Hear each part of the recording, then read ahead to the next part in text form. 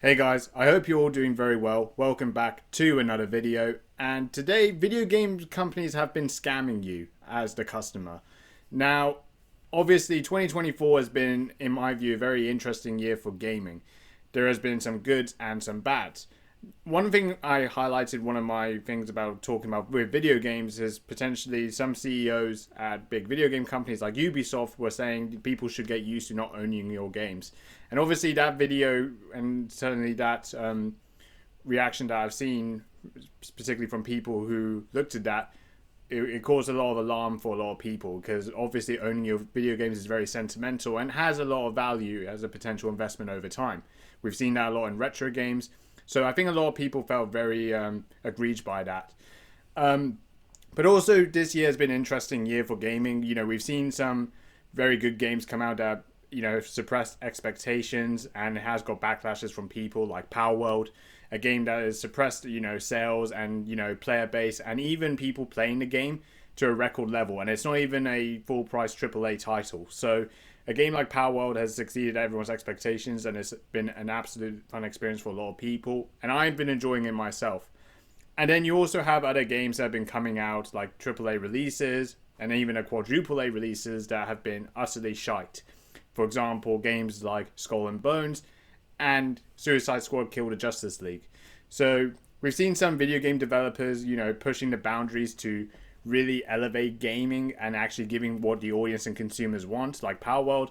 And then you also have other sides like video game developers really pushing to no audience and potentially pandering to certain people to really cause irritations, and also really giving a very cookie cutter experience like Suicide Squad and Skull and Bones. But today's video, I want to talk about another potential video game scam that's been on the radar and is actually pretty much upset a lot of people, including myself, and really insulted me. And that is the Star Wars Battlefront Classic Collection. Now, I want to really talk about the Star Wars Battlefront because the original Star Wars Battlefront has been extremely sentimental to me. So I have literally the original versions on the original Xbox that I've pretty much been holding for 20 years, okay? I cannot tell you like how good the Star Wars Battlefront games for the original Xbox and certainly that era, how good those games were. It was pretty much the best Star Wars game and it pretty much really got me into the whole Star Wars franchise as a whole. And obviously there was some new releases such as they did a rebooted version of these games like the 2015 Star Wars Battlefront and the 2017 Star Wars Battlefront 2. I wouldn't say they were bad or average games. In fact, really they were good games and they had a good online player base. But it did lack content, and also the push for microtransactions and updates I think was a real turn off, especially for myself. So when the original Star Wars Battlefront Classic Collection got announced and the trailers came out about a few weeks ago, I just couldn't help but literally my eyes literally just filled with nostalgia, literally looking at that. Seeing the whole game running originally back in the day, it really just filled me with joy and felt like my childhood was back. So I really wanted this to do extremely well and really put myself back, to, the early 2000s.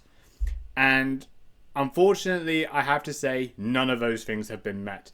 Now, I am going to tell you, I haven't played the game, but I've seen the reaction online and people reviewing it, and it is really not getting a well reception. Now, before I get into the reception and the user reaction for this game, I want to actually talk about the game itself. So, the Star Wars Battlefront Collection is pretty much an HD remaster of the two original games. So you pretty much get the first game and the second game bundled together. It's pretty much got updated graphics, updated visuals, and it pretty much keeps the same gameplay intact. Also, the main thing that this game has that pretty much now the original games don't have anymore because of their age is the online multiplayer. So pretty much the servers for the original games have been shut down for a while.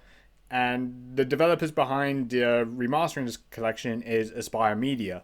So they pretty much did the whole things to lift the game up, to remaster it, and also create the servers online so people could come back and play the online multiplayer how it was back 20 years ago. So that's pretty much what the whole game in a nutshell is. So by looking at the trailer and some of the features that this classic collection has, really you don't expect that there should be anything wrong with this game. It's pretty much like the perfect game or the perfect nostalgia game that a lot of gamers who are fan of the Star Wars Battlefront game should really enjoy, right? Well, no, the complete opposite of that actually. If you look at the reviews on the Xbox store, it's pretty much negative across the board, and it's pretty much like that for even on Steam and other sort of services as well. And you can't really see any positive reviews for this game at all. It's practically negative with complaints about its graphics, its controls, even the controls you can't even invert. But I think the main problem with this game is the fact just how awful the multiplayer is and just how awful the servers are. That they can't even get it working for an old game like this. It's actually really, really shocking just how awful the servers are. And I think that is the driving force that this game should be selling on, because obviously the original games don't have the servers no more. So a lot of people would definitely want to get back to that experience of playing the old Star Wars Battlefront games online. Now, to really emphasize just how bad the online is in the Star Wars Battlefront collection, Moist Critical did a very good video just to really show off just how bad the game is in the state that it is. So from his experience playing it, mostly the online, he pretty much got into some game servers that were pretty much ready to join. So when joining those servers, he experienced like unbearable lag that really just makes the game unplayable. You can see like a bunch of players are just, coming in and out, just literally just coming into some sort of like time loop. And you can literally just see that there's so much, artifacts in the game as well that just really doesn't make the game look very well polished for its age. I know that's pretty much like a critique just because the game is old, but you can really, even still for a game this old, it's pretty much inexcusable to really make it in the state that it is. There's also been times when he's even trying to matchmake or join a server that going into the online, the game will just also automatically crash. So it's also just very difficult to even try and get online, because when you start the whole matchmaking process, you're just pretty much the game will just crash immediately. So it's really just unplayable, and it's just a headache, really. I mean, nobody really wants to be putting their time and energy into a game if it's just going to be unplayable and your game will just constantly crash. So this is really just an awful experience. So this is pretty much one of the biggest wastes of £30 that you can make. Now, the fact that the main selling point of this game really is the online multiplayer, and the online multiplayer can't even fucking work, and the servers play like absolute shit, you're pretty much better off right now owning these two games for much cheaper and play them backwards compatible on your Xbox Series X. Because if the online multiplayer doesn't work, what's the fucking point of getting this game?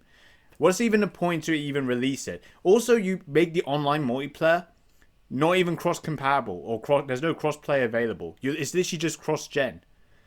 So what the hell is the point?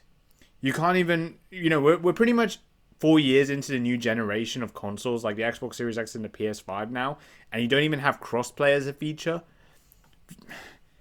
My head hurts literally just seeing how Aspire literally thought that this was the greatest idea to release this game. You pretty much would have more nostalgia just playing these two right now. And I'm going to show you that literally the exact game feels the exact same quality right now.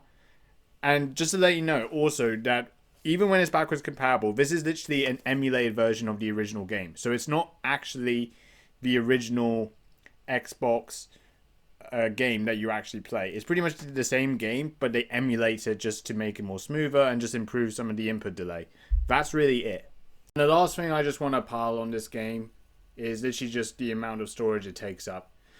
Playing the backwards compatible versions of these two games would be in total around 7 to 8 gigabytes. The Star Wars Battlefront Classic Collection on the Xbox Series X is around 58 gigabytes. I really don't know where they're taking up all this storage from.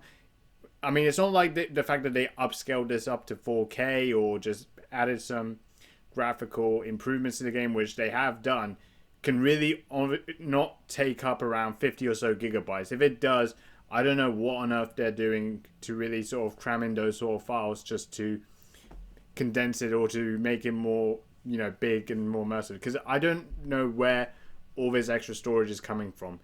This is a 20-year-old game. How is it ballooning the storage to install this game onto the console? Where is that coming from? But overall, this game is just a massive disappointment. I really love Star Wars Battlefront 20 years ago, and the game pretty much still holds true to its era now. But this version of this game is just absolutely atrocious in this state right now. There's absolutely no reason to buy this game. But yeah, let me know what you think about this game, if you have played it or not. Make sure you guys like, comment, subscribe, dislike if you want to dislike. And yeah, that's about it. See you later.